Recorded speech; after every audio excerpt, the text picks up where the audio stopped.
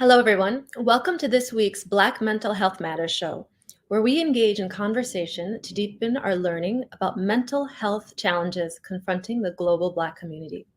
I'm your host, Erica Dolland, and today we'll explore the impact of our connection to nature. We'll explore the impact our connection to nature has on our mental wellness.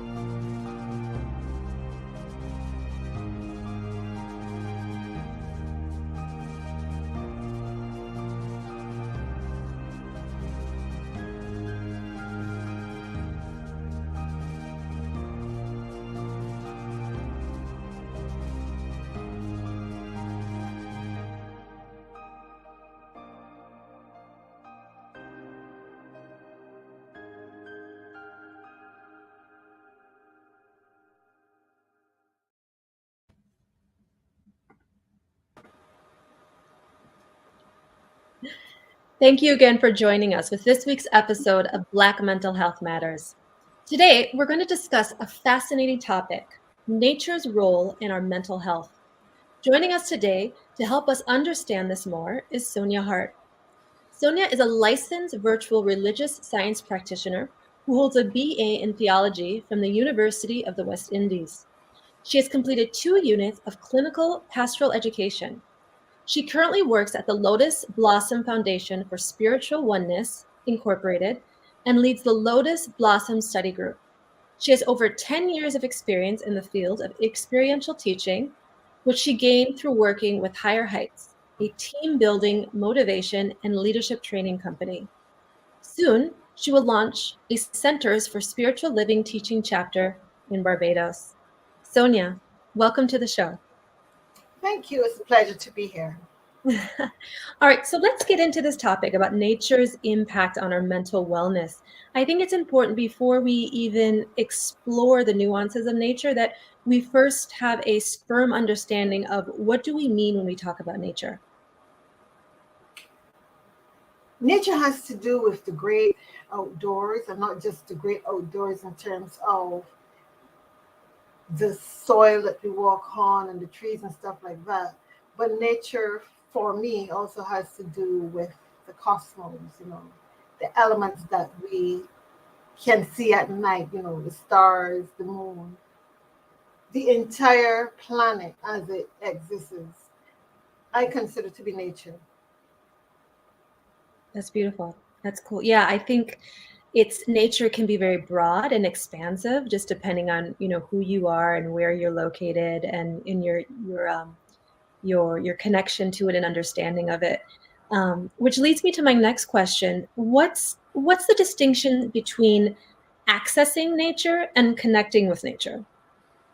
Well, we can all access nature because we live on the planet. We have access to the planet, but connecting to nature basically means that you make that conscious decision to connect. You make that decision where I'm going to acknowledge that even though I am on the planet, there are parks, there's the beach. If you live in Barbados, that's the place where most people connect.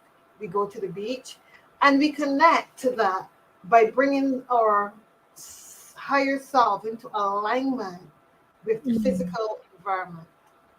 And by mm, that, I mean becoming so conscious that when you walk, you are conscious of the earth's energy. You're conscious that when I do this, I'm seriously connecting to the vibration and energy of the planet.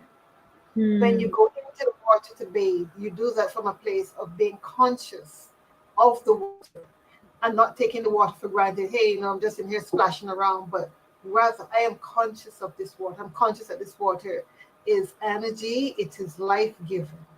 mm. Not to forget the point that the water is also very purifying. Mm, mm. So what I'm hearing you say is there's a conscious element to it, right? That it's not just physically being within that space, but a conscious awareness of I heard you use the term energy. Could you say some more about that? That might be new for some people. What do you mean when you talk about energy? I'm going to try to explain this as best I can. Yeah, please. But everything that we experience is energy. Our bodies are energy. Everything is a form of energy. And this solidification of that is very much dependent on the vibrational, I want to use the term level, the frequency at which it is vibrating will determine if you can see, feel, touch, smell, taste that energy form. Mm, Everything comes from energy, is energy. So when we connect, and I'm going to go to the area that I'm most familiar with, which is the beach in Barbados. When we go to the beach and we go for a spiritual purpose, we go for cleansing. Some people go for cleansing. Some people go for healing of the body, that physical healing of the body. And some people just want to connect to the spirit of the ocean. mhm, mhm, mm.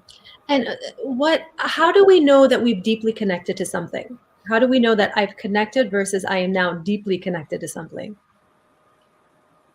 I think when you feel that oneness with the water, when you can just go into the water, and I'm talking about being in Barbados, we can go into the water and just feel that sense of peace, that sense of balance, where nothing matters. Nothing matters. You're just at one with the water. You're just there absorbing the water, and the water is just holding you into it. But again, you can just go and just splash around and swim. But it is making the connection that the water is a spiritual source, it is a spiritual energy. It's Mm, making that connection rather mm, than saying, oh, this is just water. And in a lot of instances in our lives, we take the elements for granted. We fail to realize that we're connected to everything. Take our bodies, for example. Our bodies are made up of, I think, either 70 or 80% water. mm, So mm, imagine when you go into that water, if you can lay float and just be buoyant and close your eyes and connect to your higher self. mm, You're not there just to say, well, you know what, I'm going to the beach today, I'm going to swim, I'm going to just enjoy the water for the sake of enjoying the water. But you're there to connect with the water in a significant way, in a form of deep meditation, mm, to mm, heal. There are some African, I don't remember which one it is. I'm thinking that it is Orisha that honors the water, honors mhm, the ocean to be specific. I'm thinking that that's the one that honors the ocean. mm. But I stand corrected. Yes, if anyone who has joined us knows differently, they can put it in the chat. But I think it's Orisha, and this is a very old African tradition, Mm, mm, spiritual tradition mm, of connecting to source. mm, mm, So imagine you're feeling a bit depressed, and you decide, you know what, today's the day I'm going to go down to the ocean. I'm going to walk on that white sand. And I'm bringing my Barbadian experience because I live in Barbados and we have summer all year round. I'm going to walk on that warm sand. And I don't know if you've heard of the term, the meditation walk, mm, mhm, where as you walk, you're connecting to source. As you walk, you are being conscious. Every time your foot touches the soil, you're being conscious of that soil, of that sand. So basically, you're connecting. And these are ways that help when you're feeling depressed. Mm. Most people that I know who live on the island, when they're having a bad moment, they'll tell you, I'm going to the sea. And I think I'm going to bring this in, maybe a bit of superstition, but island people tend to think that there's something special about the salt water warding off bad spirits. Mm. So I think for a lot of us, it is not just the water, but the content of the water, which is salt, to not only soothe the body, but to bring calmness to the soul as well. Mm. Mm. I definitely find water to be very healing and tranquil. Not just water on our body, but when you think about it, like you said, our body is 80% water. We drink water, we drink warm water to soothe ourselves.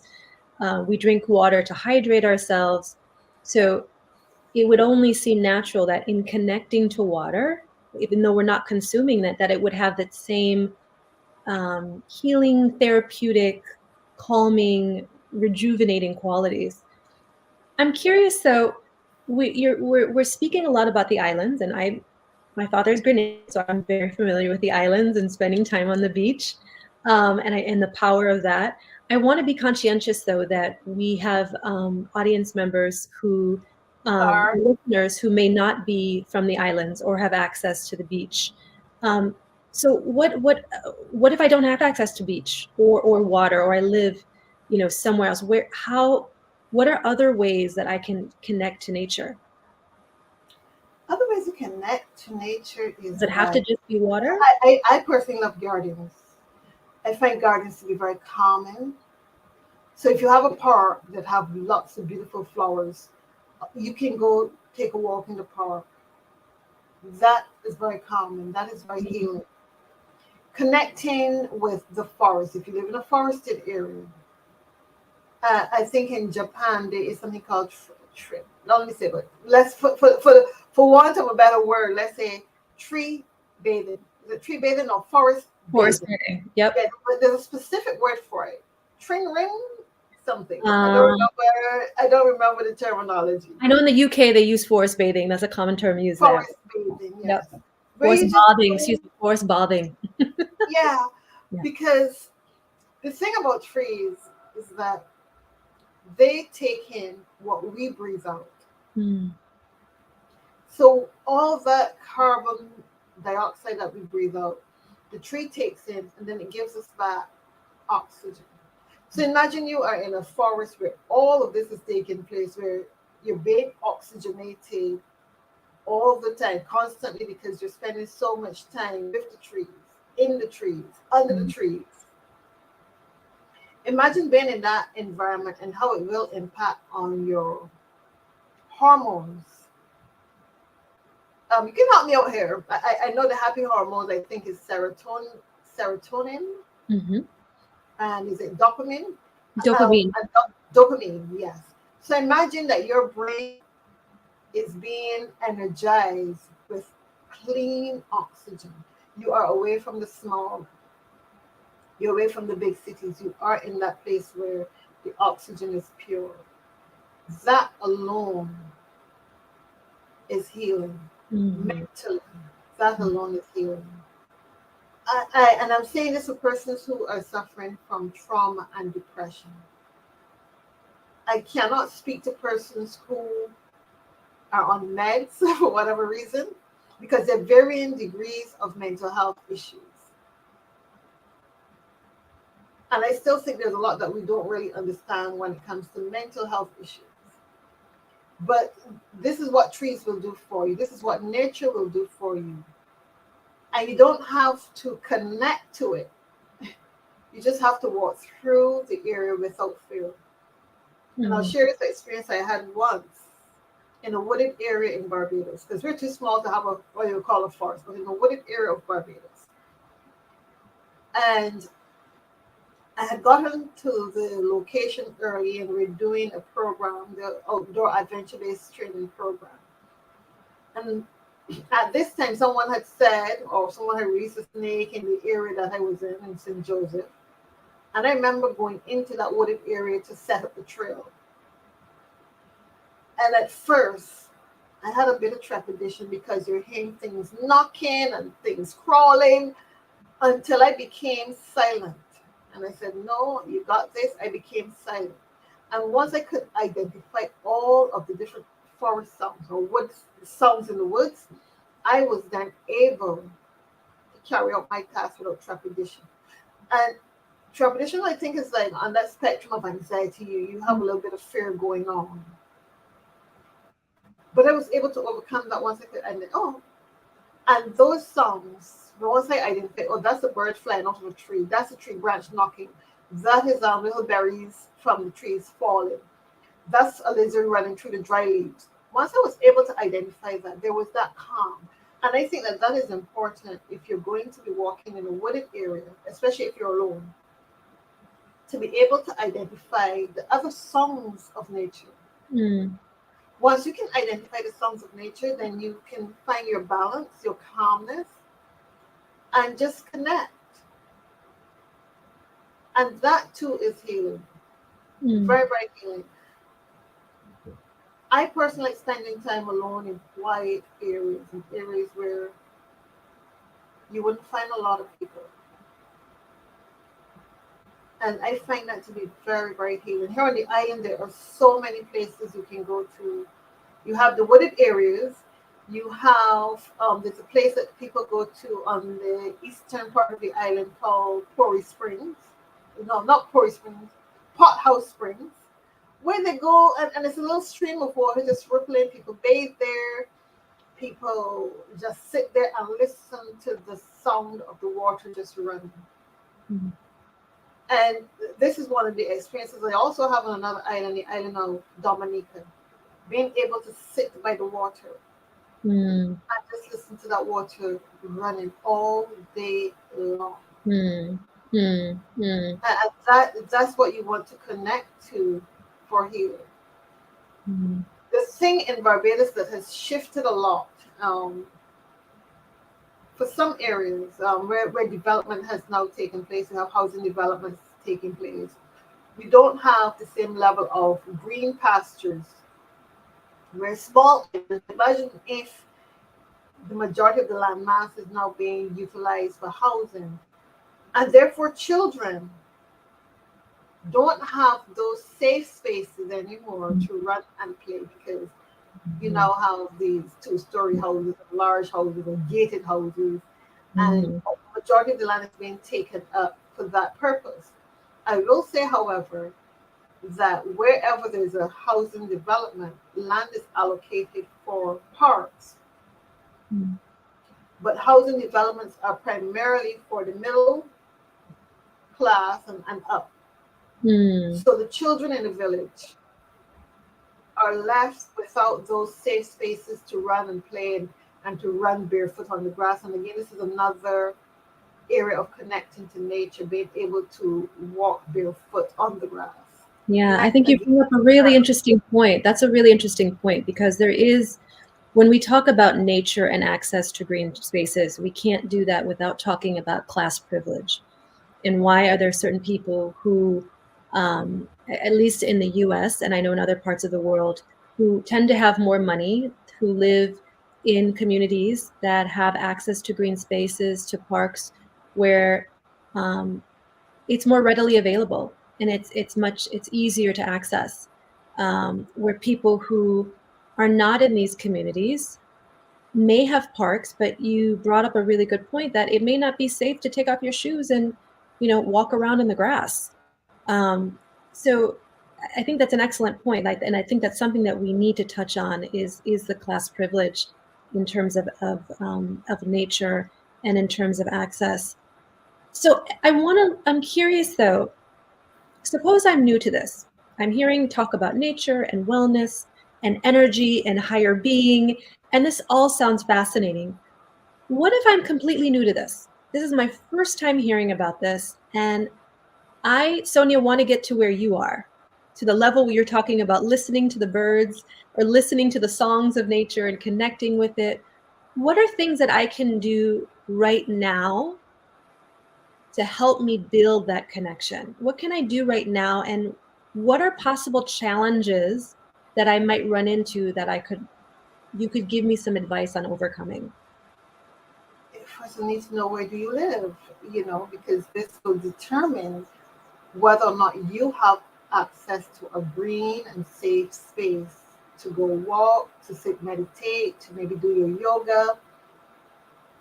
Are you having fresh air? Because I know for some people, if you live in a big city, you have to deal with smog all day long. It all depends on where you are located. And then it depends too on your financial circumstances. Do you have the resources to travel from one location to another, to go to a place where, let's say you live in New York City and you decide, you know what, I'm going to take a vacation to Grenada, Barbados, Dominica, Jamaica, and I'm not going to stay in the regular resort. I'm going to find a nice little cottage in the countryside and spend my vacation there. And again, it comes down to having the finances to move out from where you're at. But if I'm hearing you correctly, you want to know how to reach that level of being at peace with nature. If I'm hearing you correctly. Yes. How do I, what do I begin to do now? This is completely new to me. I'm very interested in this. I don't know how to even just get my feet wet and just begin to do this. It sounds very kind of esoteric and foreign, but what are the first steps that I can just start taking right now? I'm going to start by saying that you can start by spending time alone. Creating that environment, that sacred space within your own environment. Spend time alone. Listen to calming music. It could be the old classics by Mozart, Chopin, Beethoven, or it could be India Ari. One of her songs that I really like is I Am Light. And it comes down to what you feel comfortable with in terms of starting. But it is also find a sacred space, a space that you can call your own, a space that is not cluttered with anything, like, it's just empty space where you can spread a mat, a cushion, sit, and get intimate with yourself. I like that idea. I think there's also too, there's YouTube channels that just have like sounds of nature that you can just listen to, the wind blowing or water running, which I think is a great opportunity, or it's something that's accessible, I think, to most people. That's correct. That they can just listen to, even if you don't have it outside your doors or within your community. It's something you can access online, and I think it's a nice introduction into feeling the healing powers, the connectedness to nature that exists. Yes, without being in nature itself. Yes. And that's something I was going to say, you can do this virtually. You don't have to go physically, because you may not always have the financial resources to take a trip out to a place like maybe Cancun or Barbados. And we do have a lot of beautiful places where you can just go and relax. And the thing about being on an island is that you're surrounded by water. So wherever you go, you're going to hear the crashing of water. But you are correct. There are YouTube videos that you can listen to where you can have all those songs of nature. Yes. Yeah. Right in your living room, into your living space. Yeah. But as I say, you still have to create the ambiance for it. You still have to create that sacredness in your space and get comfortable with who you are. Talk to your higher self. Some people may say God, or some people may say source, but to connect to your higher self in a safe environment where there's no one else around. You can do that, yeah. You can listen to videos. You can go into yoga poses. There's so many ways to connect to nature. Yeah. So can you tell us, what do the studies tell us about the benefits of being in nature? What are the wellness indicators? What are they telling us about how this impacts our mental health? I know you had brought up depression and anxiety earlier, but could you speak more to that? I can only speak to, I should say, I can only speak to. What I do is always from a spiritual nature. I'm not going to go into the area of the clinician because I cannot speak to that. I may have done a bit of studies in clinical pastoral care, but I cannot speak to that. What I will say is that when you are in an environment that is calming, and as I said earlier, you're going to release all of those pleasant hormones, those hormones that put you in a happy place. And that depends on the person. Because there's some people you can take them to the nicest place and say, look, but if they're not ready for that, if they're not ready, taking them on a nature trail for a walk will not in any way impact on their mental health wellness. It would not. The person has to make that conscious decision. I'm ready to do this. I'm going to explore going for a trip on the water. It could be kayaking. It could be a nature trail, as I say, walking through the woods. Or it could just be like floating on water, walking on the beach, running in the park, barefooted in the park. But the person has to be in that space of saying, I am ready to heal my life. Healing does not take place until the client is ready. The client comes and says, I'm ready for this. And I'm speaking from experience. Because sometimes, very often, you have a client come to you and they come to you year after year, year after year, but there is no progress. Our minds are fascinating. And sometimes we can run that reel of negativity continuously. You speak to someone and on the same issue, time and time again, but in a different way. And I'm saying this from personal experience. It is the same picture being painted over with a different color paint all the time. But it is the same picture. Healing can only take place when I am ready to heal.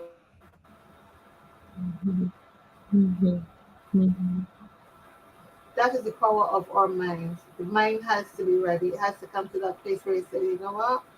I'm ready to go for a walk in the park. Yeah. I'm not going to allow myself to be hemmed in the house all the time. Yeah. Okay. Yeah, working with clients, and I like working with the mind, yes. And in as much as I would like working with the mind, I also like working with the soul. The two are so interconnected. So to bring someone with a consciousness that's not ready to shift gears, taking them into nature, I don't think. Yeah. We can say, based on the studies, this should be the likely outcome. But before getting there, what happens? Yeah. What happens? Yeah. That's fascinating. Yeah, it is before you can connect with nature, how are you connected with yourself? There's that intuitiveness that is necessary. And I also think, like you said, it deepens your connection once you go out with nature. Because once you are in alignment with yourself and in meditative flow, and I may not be using the right spiritual language here that you use in your practice. You are. I call it like a meditative flow. Once you have that and you go then and you immerse yourself in nature, it's a beautiful, just symbiotic relationship that's just a flow of energy that is just moving back and forth. I can't even put it into words.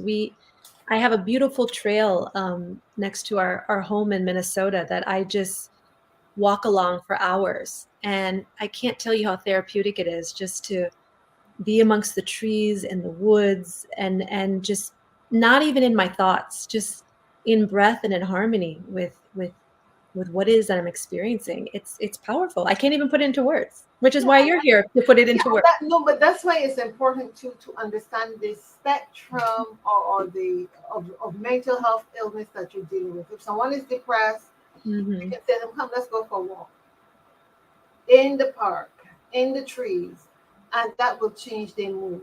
Mm-hmm. If you're dealing with psychosis, something that is totally different, when Mm-hmm. a person, I don't want to use the word comatose, but when they are really not there, they're not present mentally, there is no way you're going to get that person into a different headspace, Mm-hmm.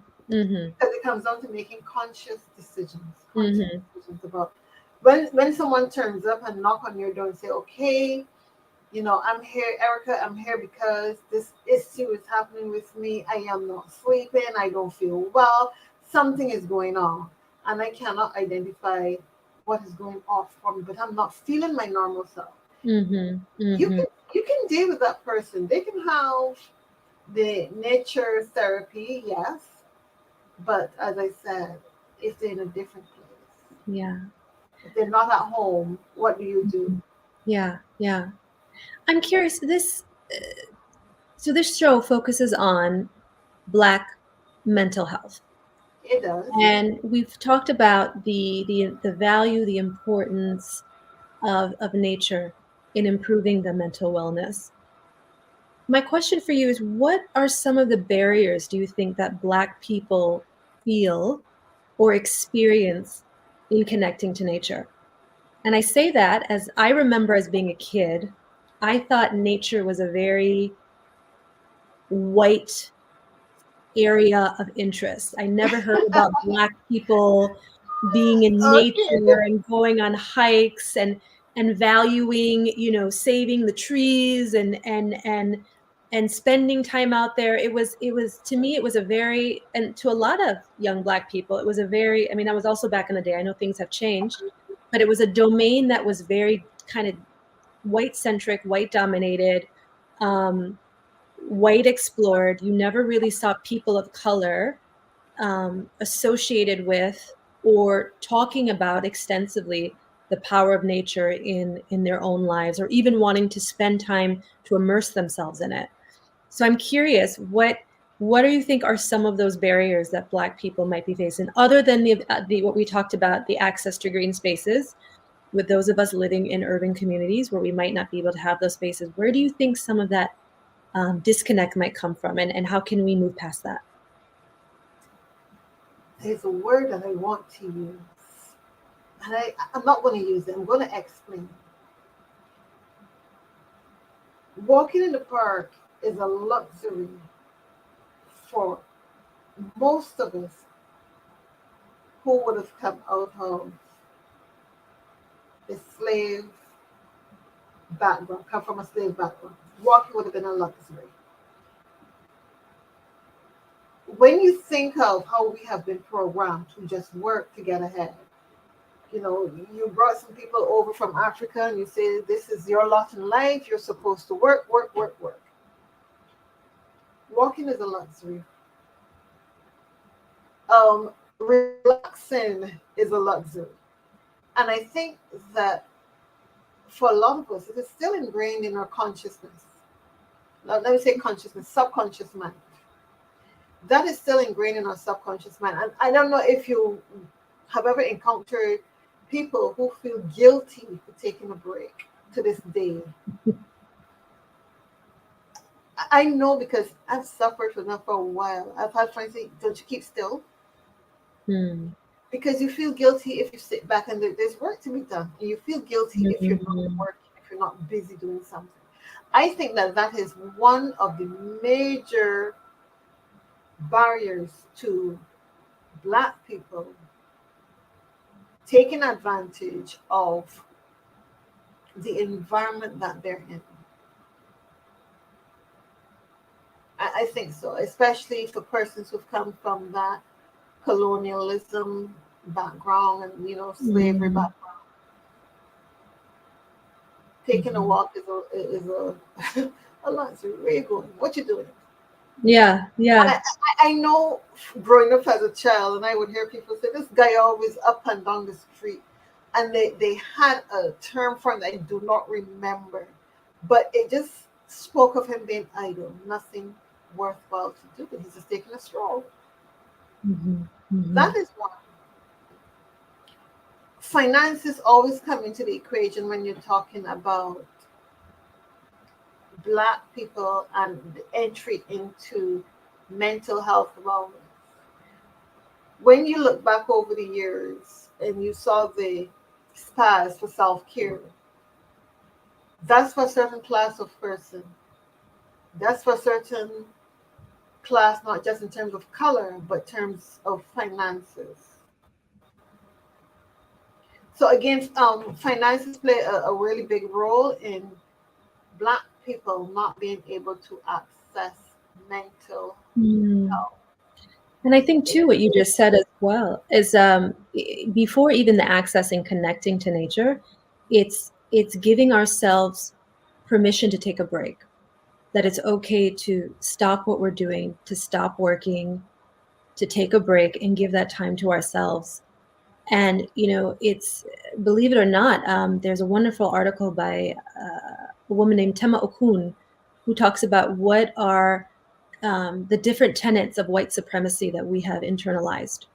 And one of them is guilt around taking breaks, that we always need to be in working mode, and to take a break and to give time to ourselves is an act of laziness and non-productiveness, when you hear that actually often. it is an act of rest in kindness and in a lot of ways liberation and revolution. So Yeah, you hear that often. Black yeah. people are lazy. Yes, yes, yes. So it's, we need to do that to us, exactly, beyond the stereotypes that are assigned to us that are very much steeped in white supremacy, is that we need to give ourselves that kindness, that love of time and rest for ourselves. I think that's an excellent point. I'm curious, how have you incorporated nature and wellness into the work that you do in your own healing, your own therapy practice with your clients? I'm going to be honest with you and say that I don't. Okay. Okay. I don't. And I don't because that is not the nature of what I'm doing currently. Mm. Yes, the business plan speaks to ecotourism, I should say holistic tourism, where those things will be incorporated, but not in the traditional therapy or the kind of therapy that I'm doing now. What I'm doing currently is bringing people back to wholeness through sitting, talking, getting to know you, what your issues are, and of course, praying with you. What I do is something called affirmative prayer, which is the opposite of whatever, I shouldn't say the opposite, but affirmative prayer is a scientific method of praying for a person by affirming the good for them that they are desirous of experiencing. Mm. That is what I'm doing currently as a religious science practitioner. However, when the chapter gets going, the chapter that I'm opening up in about another 2 months or so gets going, yes, it will have the nature walks, swimming with the turtles, um, all of those things will be a part of it. The catamaran cruises, but all from a spiritual perspective. All with the purpose of helping people to come back to wholeness. And by wholeness, I mean not just taking care of your physical body, but also taking care of your soul, taking care of your mind. Mm. Mhm. Is there anything else you'd like to say on this topic? Yes, I would. I want to say that we take our planet for granted. And our planet is alive. It is not a inanimate thing that we think it is. It is very much alive.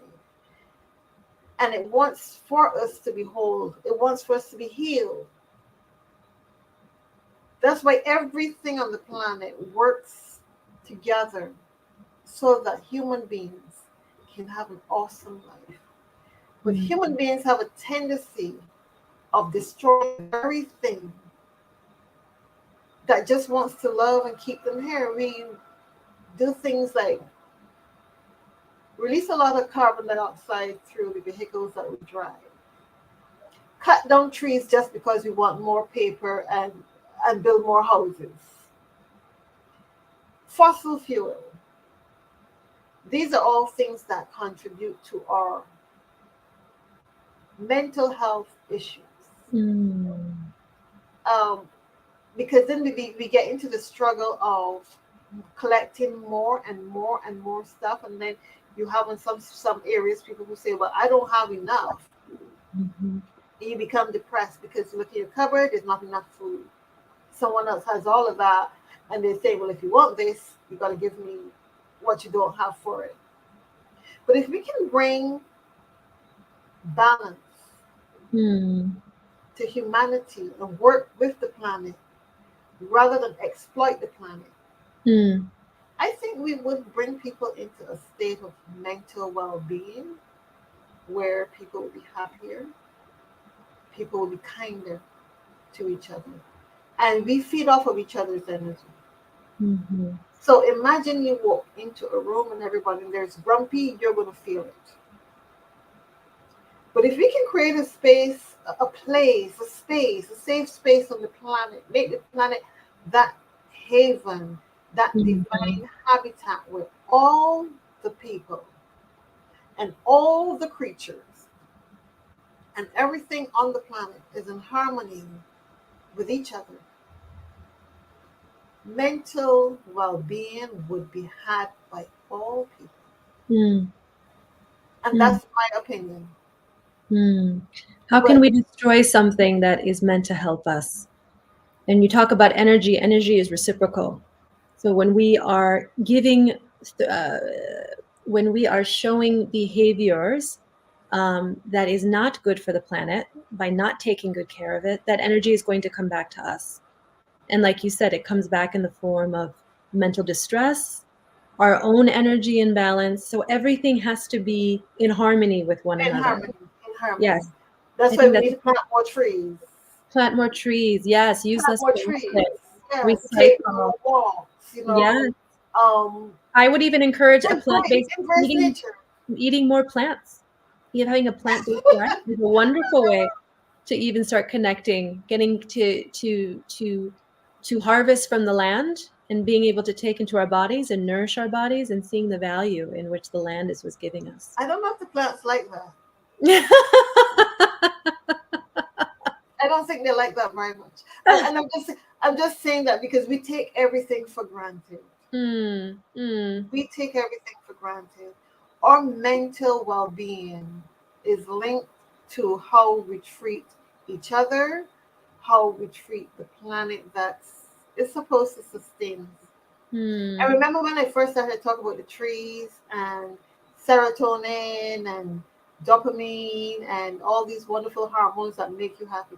Imagine if we had more trees and more clean oxygen impacting on our brains. We'd be happy all the time. We'd be mm, happy for no reason. mm. Because Yeah. a lack of oxygen can create a lot of other issues. When the Mm, brain is starved of oxygen, you're going to have some serious issues. You're going to feel ill. The body's going to tell you, I'm not well. And that creates stress. That creates all these other aches and pains and stuff. mm. And when your physical being is not in a good place, your mental being is not going to be in a good place. Which is why you need to eat well as well. Eat, Eat more exercise, vegetables, and be eat more happy vegetables, eat and more be plants. kind and be kind. You let the love from inside just come out and just be warm and welcoming and be happy. Well, I'm a vegetarian, so I have to advocate for eating the vegetables and plants. I'm a part-time vegetarian. I do it. I do it when my body says, "Okay, it's time to stop eating." Or Yeah. a And couple I'm years ago, the doctor said to me, "Do not eat anything that has a mother or face because of my Mhm. diabetes. Yeah. Don't eat anything that has a mother or face." And I'm like, "Oh my goodness, how am I going to do that?" Right, And right. I try, but it does not always work. Mm, yeah. But I love vegetarian food. I love vegan food. I enjoy cooking it. Yeah. And And I I, feel more connected to nature when I'm eating vegetables. I think about where this came from, the land that nourished it, the soil in which it came from, the hands that harvested it, and now it is in my kitchen and going to be in my body. And how could I not want to be connected to something more deeply? yeah, and I understand that. I think that when we eat food that has been traumatized, that Mm, impacts our body, that impacts our energy, because that's what you're taking into you. mm, And don't say that I said that, because a lot of people out there who love meat, but are we conscious of how the animals are kept, how they are slaughtered? mm, That's why I would advocate for kosher or halal. mm-hmm. Yeah. You pray before you slaughter, and you pray before you eat, and all of that wonderful stuff. And I think if you watch The Life of Pi, you ask permission. Mm-hmm. You ask permission. Yeah. You'll be surprised how another creature might say, okay, but we don't ask permission. We take it for granted. Mm, Um, I'm going to share this with you because people think I'm crazy. I have a tendency of, if a centipede comes into the house, I have a tendency of scooping it up in the dustpan and putting it back outside. And I know most people say, no, you got to kill, kill, kill, kill. And I said, no, this is a part of the ecosystem that keeps the whole system working harmoniously. He has a purpose. He everything has a tells the purpose. soil. Yeah, he tells the soil. He keeps things Yeah. in rotation for me. So when you create that imbalance, and I think we've gone off the topic of mental health, No, but yeah, it's, when you create that imbalance, in nature, you but do I more harm than good. but I can speak to that as well. I used to be the type of person where there was a bug in the house or something. And my initial instinct was to kill it. For what reason do I have to kill something that is just really not in the right place and needs to be escorted back to where it comes from? So I like you will scoop it up and just put it back outside. Yes, But again, keep the balance. I wouldn't Keep the have to keep the balance. balance, but I wouldn't have that connectedness have I not had that within myself, right? Yeah, you have to keep the balance, Exactly. So and there's and, a and that's balance and an awareness within myself that allows me now to be connected to something else that is a part of me, although it doesn't live in my house, it lives in nature and it's a part of me, and I'm giving it back to nature. yeah. And when you go out in nature, you're going into the environment of the others. Mhm. Mhm. And Mhm. imagine if you go there with fear and anger, and you want to kill everything, rather than becoming one with nature, Mhm. absorbing the energy of nature, and feeling good to know that there are trees that are sustaining you because they are taking in that carbon dioxide and releasing oxygen, so that you and I and every other living creature on the planet can live, Yeah, can survive. that's amazing. And that's why, yeah, nature is connected to mental well-being, but only if you are in the headspace to recognize that. You And have to be in the connectedness. headspace to recognize that. Yeah, that's So, in beautiful. as much as a lot of studies and clinical studies on nature and well-being, until you actually put persons with different degrees of mental health illness into the environment and do the real testing to see how it impacts them, then but I can say that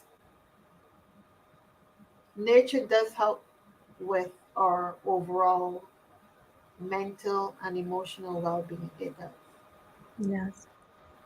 Well, Sonia, you have given us quite a bit of food for thought. I know we've spent the last 5 minutes talking about food, which is why I said that.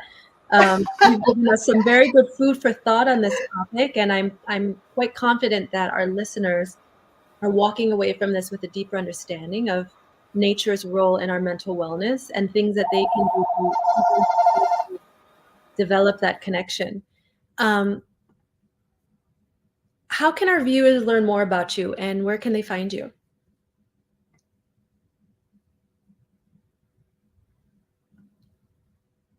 Issue going on. Sorry about that. Sorry about that. That's okay. Okay, where can they find me? Yep. I'm on LinkedIn. I'm on Facebook as Sonia Harte, and that's where you'll find me at the Okay. moment. So LinkedIn and Facebook is where they can find you. Do you have a website? Not as yet. That has been worked on at the moment. That has been worked on at the moment. Okay. Okay. Well, Sonia, again, we are so grateful to have you onto the show. And for all of our listeners, thank you, thank you, thank you for joining us. You can learn more about Black Mental Health Matters at www.bmhm.com. Thank you again, and we look forward to you joining us next week. For sure. Thanks for having me. It was a pleasure chatting with you. Thank you. Goodbye, everyone. Bye.